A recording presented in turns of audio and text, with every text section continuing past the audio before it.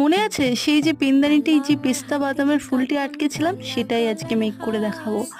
দেখো, আমি যতটা সহজ ভেবেছিলাম কাজটা কিন্তু ততটাও সহজ নয়। এই যে এখানে আমি B7000 গ্লুটা ব্যবহার করলাম, এখানে বোধহয় গ্লু গান ব্যবহার করলে বেশি তাড়াতাড়ি হতো কাজটি।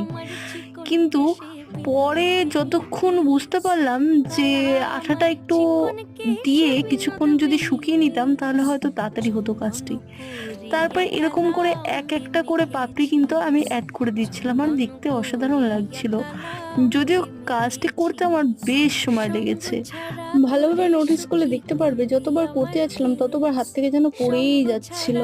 ফুলটা বানাতে কিন্তু অনেকটা সময়ই লেগেছে, তোমরা ভালোভাবে দেখলে হয়তো বুঝতেই পারবে। জানি না, যাই হোক অনেকক্ষণ পরে এইটুকু স্ট্রাকচার রেডি করেছি, আর বেশ খানিকটা সময় নিয়ে এরকম একটা ফুল রেডি করেছিলাম। তো যাই হোক, কেমন হয়েছে অবশ্যই কমেন্ট করো। আজকে এই অবধি, টাটা।